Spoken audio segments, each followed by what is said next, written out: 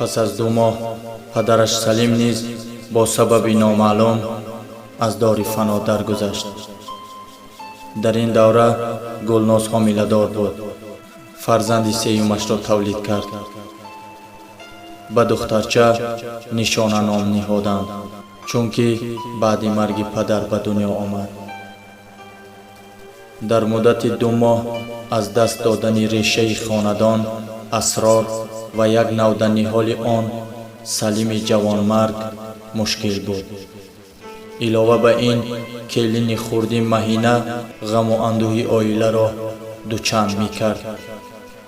مهری نبیره های صغیر مانده اش را سر زانو شینانده می خواست تسلی دهد، اما کلین خردیش بخیلی می کرد. کریم چند مراتب خواست به مهینه خط طلاق دهد، اما ینگش گلناز خواهش میکرد که صبر نماید. یگان روز مهینه اصلاح می شود. پس از 6 ماه مهری هم درگذشت. سرپناه دیگری خانه، مهر پروری عائله رفت. مهینه که پسر یکه و یگانه داشت میخواست کاری کرده صاحب ملک گردد. به گلناز مصلحت میداد که به شوهر برآید و خود صاحب خانه گردد. گلناز به خاطر جگربندانش رد میکرد. فرزندان من در خانه مردی بیگانه چطور زندگی میکنند؟ روزه کودکان در روی حولی مشغول بازی بودند. گلناز در داخل خانه با کودکش آواره شد. کمال خواست با زینه پایه و بالای بام برآید.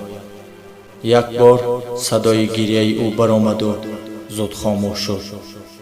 گلناز سراسیمه‌وار به بیرون دوید. کمال به زمین افتاده، سر و رویش با خاک و خون آلوده بیهوش و یاد میخوابید. واه بچه جان، به تو چی شد؟ گلناز به سوی کمال دوید. کودک را از زمین برداشته به خانه درآورد. دست و رویش را پاکیزه کرده به جایگاه خواباند. پس از 1 هفته نگاه و بین کمال به پا خیست. اما صد افسوس که او کمالی پیشتره نبود. از زبان گویا محروم شد. خواهرش دلافروز گریه کرده با لفظ کودکانه شیرین می گفت: آچه جان، برای چی اکم با من گپ نمی زند؟ حالا کسل صحت شود البته با تو گپ می زند. آرام می کرد مادر. گلناز برای کودکانش نگریسته تبسم می کرد و درون جگرش صدپاره می گشت. شبانگاه کودکان را می خواباند و خود روی جایگاه نشسته تا صبح گریه می کرد. دلش از مهینه خواطر بود. کسی از همسایه ها دیده است که نردبان را کلین تیله داده پسرک را افتانده است، اما که این را تصدیق می کند؟ هیچ کس خود را گنده کردن نمی خواهد. مهینه باشد برای صاحب خانه و در شدن نقشه ها می کشید، ولی آنها پی در پی برباد می رفتند. شام بعد خوردن طعام رنگ و روی گلناز پرید.